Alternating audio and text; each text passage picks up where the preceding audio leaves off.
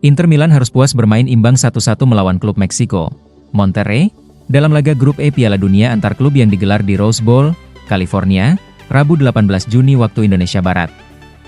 Sergio Ramos membuka skor untuk Monterrey lewat sundulan di menit ke-25, sebelum Lautaro Martinez menyamakan kedudukan jelang turun minum. Hasil ini membuat Inter dan Monterrey menempati posisi kedua dan ketiga klasemen sementara grup E, di bawah River Plate yang sebelumnya menang 3-1 atas Urawa Red Diamonds. Selanjutnya, Inter Milan akan menghadapi Urawa Red Diamonds pada Minggu 22 Juni dini hari WIB, sementara Monterrey bertemu River Plate pada hari yang sama di pagi harinya.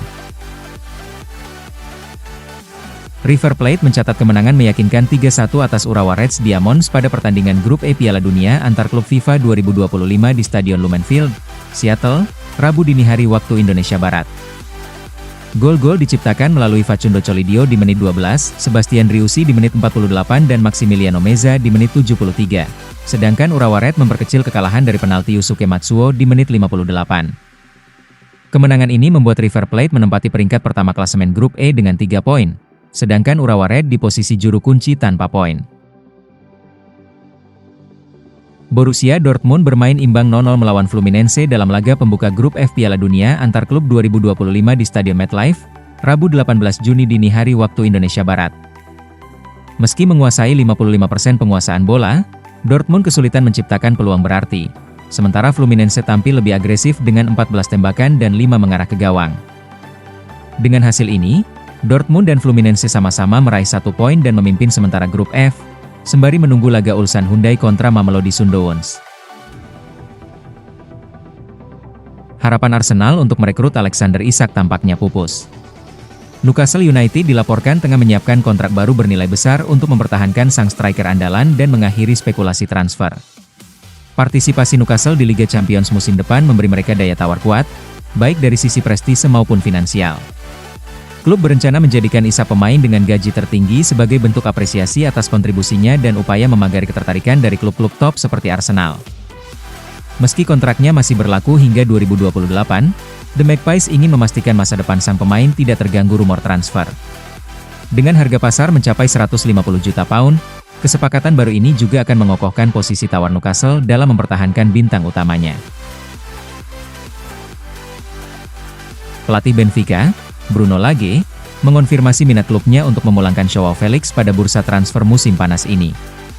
Meski Felix tertarik kembali ke Lisbon, Lage menekankan bahwa aspek finansial menjadi kendala utama, mengingat nilai transfer dan gaji sang pemain tergolong tinggi. Joao Felix, yang dibeli Atletico Madrid seharga 120 juta euro pada 2019, saat ini tak memiliki masa depan jelas di Chelsea. Nomor punggungnya sudah diberikan ke pemain lain, dan absennya dari skuad Piala Dunia antar klub menegaskan posisinya yang terpinggirkan. Sementara AC Milan tak tertarik mempermanenkan jasanya usai hanya mencetak 3 gol dalam 21 laga. Kembali ke Benfica menjadi opsi paling realistis bagi Felix, namun hanya mungkin terjadi jika Chelsea bersedia menegosiasikan peminjaman atau kesepakatan pembelian dengan nilai wajar. Parma resmi menunjuk Carlos Cuesta sebagai manajer baru mereka, menjadikannya pelatih termuda dalam sejarah Serie A pada usia 29 tahun. Klub asal Italia tersebut tengah menyelesaikan tahap akhir negosiasi dengan Arsenal untuk mendapatkan izin resmi, mengingat Cuesta masih menjabat sebagai asisten pelatih kepala di klub London tersebut. Penunjukan ini mencatatkan rekor tersendiri di Serie A dan mencerminkan langkah ambisius Parma untuk masa depan. Manajer Manchester United, Ruben Amorim, dikabarkan masih ingin mempertahankan Andre Onana meski performa sang kiper banyak dikritik musim lalu. Amorim percaya bahwa dengan struktur tim dan gaya permainan yang tepat, Onana bisa kembali ke performa terbaiknya dan berkontribusi positif untuk tim. Meskipun sejumlah kiper seperti Marc-Andre ter Stegen dan Marcin Bulka dikaitkan dengan United, mendatangkan pengganti sekelas mereka bukan hal mudah mengingat biaya tinggi dan prioritas transfer lainnya. Sementara itu, minat dari klub Arab Saudi terhadap Onana juga mulai meredup. Amorim melihat bahwa mempertahankan Onana adalah pilihan realistis. Onana sendiri bertekad membuktikan diri dan siap bersaing di bawah mistar gawang. Manchester United telah menerima 3 tawaran dari klub Liga Primer untuk Alejandro Garnacho, yakni Aston Villa, Chelsea, dan Tottenham. Ketiganya tertarik karena sang pemain dianggap sebagai investasi muda yang potensial. Daily Mail melaporkan bahwa United terbuka untuk menjual Garnacho demi mengumpulkan dana transfer, asalkan persyaratan finansialnya terpenuhi. Garnacho sendiri kecewa setelah dicoret dari skuad di beberapa laga penting, termasuk final Liga Eropa, meski kontraknya masih tersisa 3 tahun lagi. MU terbuka untuk menjualnya demi mendanai transfer lain, meski kontraknya masih tersisa 3 tahun. Ketiga klub peminat siap bersaing mendapatkan jasa winger Argentina tersebut. Masa depan Son Heung-min di Tottenham masih belum pasti karena kontraknya hanya tersisa 1 tahun dan belum ada perpanjangan. Ketertarikan dari klub-klub Arab Saudi terus berkembang, namun belum ada tawaran resmi yang diterima Spurs sejauh ini.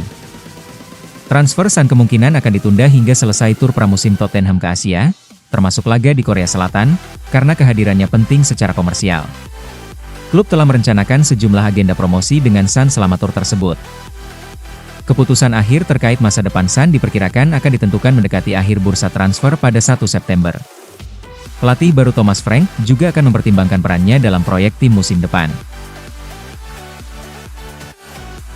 Striker muda Kolombia, John Duran, menarik minat dari klub-klub Premier League di bursa transfer musim panas.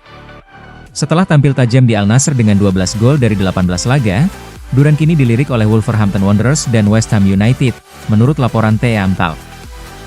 Sebelumnya, Duran sempat bersinar bersama Aston Villa dan mencetak 20 gol. Wolves melihatnya sebagai solusi ideal untuk memperkuat lini serang, sementara West Ham juga tertarik memanfaatkan pengalaman dan potensi Duran di level tertinggi. Namun, gaji Duran di Al Nassr yang mencapai 330.000 pound per minggu menjadi hambatan besar. Nilai itu diyakini terlalu tinggi untuk sebagian besar klub Premier League, terutama untuk pemain muda yang masih harus membuktikan konsistensinya. Manchester United resmi mencapai kesepakatan perpanjangan kontrak dengan kiper ketiga mereka, Tom Heaton. Penjaga gawang berpengalaman tersebut akan tetap bersama Setan Merah hingga Juni 2026. Keputusan ini telah dikonsultasikan dengan manajer baru Ruben Amorim dan mendapat persetujuan penuh dari staf pelatih klub. Meskipun tidak sering tampil, Heaton dianggap sebagai figur penting di ruang ganti serta pelapis andal jika dibutuhkan. Pengumuman resmi dari klub diperkirakan akan segera dirilis dalam waktu dekat. Neymar Junior mengungkap bahwa dirinya nyaris bergabung dengan Fluminense untuk ajang Piala Dunia antar klub 2025. Ia menyebut peluang tersebut sebagai sesuatu yang sangat serius. Namun, sang bintang Brasil memutuskan tetap bertahan di Santos demi fokus pada pemulihan fisik.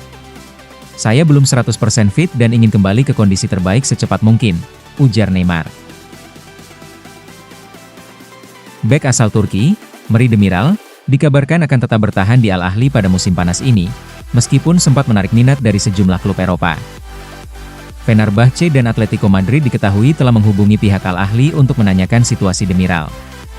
Namun, sang pemain kini diperkirakan tidak akan hengkang dan melanjutkan karirnya di Liga Pro Saudi. Keputusan ini menandakan komitmen Demiral terhadap proyek Al Ahly, meski ada peluang untuk kembali ke level kompetitif tertinggi di Eropa.